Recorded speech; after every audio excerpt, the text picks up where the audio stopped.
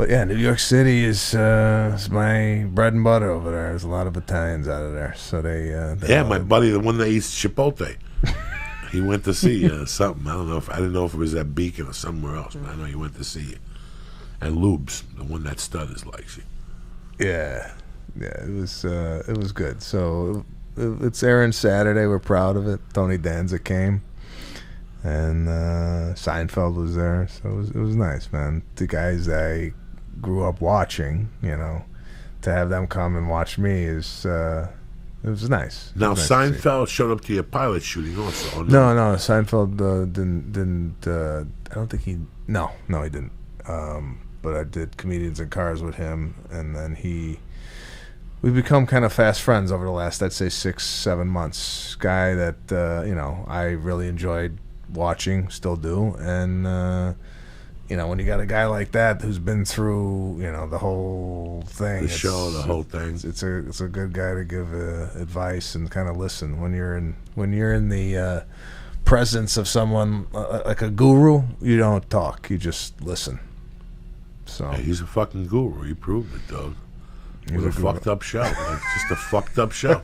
I watch it still, like, this show's fucked up. Yep. I don't even know, these people are crazy.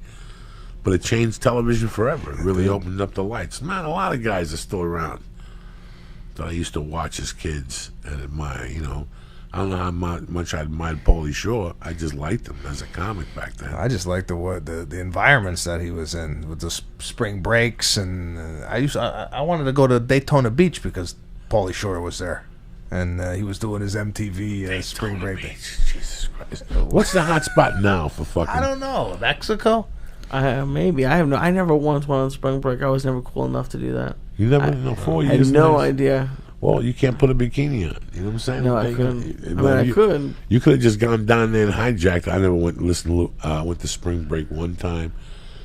We drove down, got out, went to the hotel room, went to the bar, looked at each other and said, if we leave right now, we can catch fucking happy hour tomorrow in Jersey. And that's exactly what we did. Really? So that's how we were hicks, bro. I grew up with that kid I was telling you about. And he's an interesting character because I liked hanging out with him because he would leave a spot within 2 minutes. If he didn't like it, he would just look at me and go, I'm out of here, dog. What do you want to do? Dog, I couldn't wait for you to say it. Like, you were going to a place that was bad when you were a kid, and people like, well, it's going to be great. It just wasn't your scene. So we would leave and go to a movie. He didn't do drugs, so we would fucking go eat something. He's a built dude, so we would talk about weights and fucking running and karate. Did you grow up with a rough group of guys? Yes and no. Yes and no. There was, nice guys and shit like that. But in the neighborhood I grew up with in New York when I came from Cuba, that was just general people. I lived on the Upper West Side on 88th Street, so the people in my building worked on Wall Street and stuff like that. Like the girl I dated in the first grade, Chinese, like I'd hold her hand. Her father was an animator for Snoopy, Schultz. So we would go to screenings. The whole first grade would go to screenings. That was nice. Then we moved to Jersey.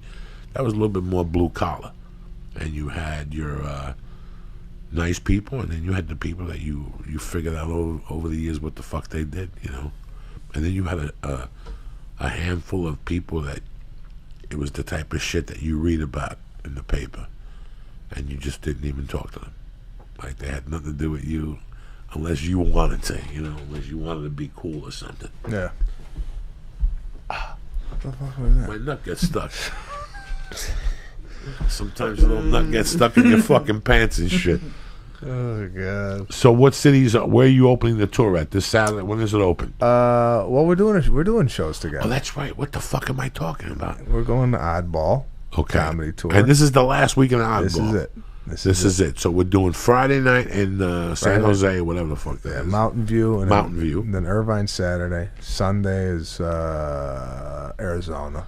Are you coming back Saturday? Or are you staying up this? Are you coming back Friday? I'm coming back Saturday. Okay, me too. I'm flying right back into fucking Burbank. Yeah.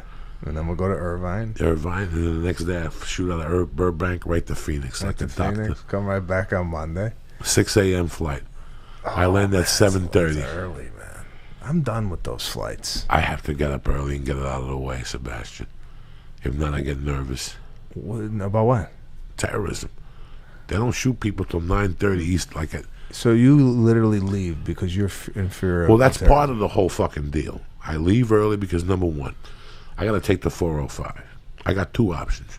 It could take me an hour and a half to 2 hours to get there, and the place is swamped, and you got no parking up front, or I could leave at 5 in the fucking morning, and it takes me 20 minutes, 25 minutes tops to get to the fucking airport. That's understandable. I take the first flight out of the comedy club. First flight out, 6 a.m., 5 a.m., 5:45. I want to hit these roads before they get packed on the Lord's Day. I don't want to be on the 405, the 205, the 210, the 10. I don't want to be on nothing past 10 o'clock. So when they call me for a week, the first thing I do is let's see what the schedules are. I type up Delta, United, Virgin, and whatever. First thing I look for is the early flight back. If I can't get back before the wheat store opens, I don't belong there. If you get me back at 1 in the afternoon, I'm not going to your city. Seriously. Wow. No. I don't want to land and have another hour and a half. I just came 6 fucking hours in the flight. Pasadena. I want to land. I want the 405 to be open. I stop. I get whatever I got, and I go home, and I don't leave the house the rest of the fucking day on the Lord's Day. Oh, you lock it down, huh? Lock it down until Monday morning. There's no reason. I go play with the family, the kid. I have to do that because that's what you have to do to keep a family. Yeah.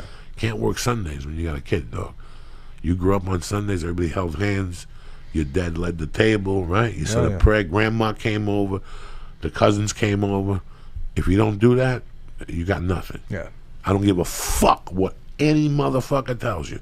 I know how to break up a marriage, but I know how to save one too. And that Sunday is the most important thing at 6 o'clock. I'm doing this because it's a goof. I don't give a fuck. It's 20 minutes. I'm out of there by 8 o'clock.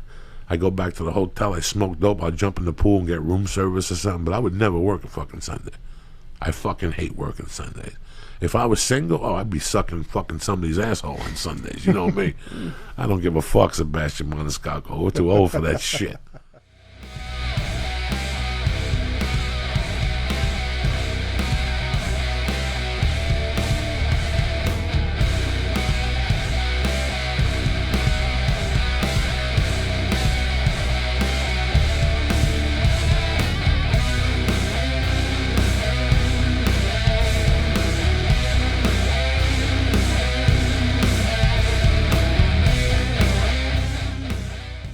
Tremendous.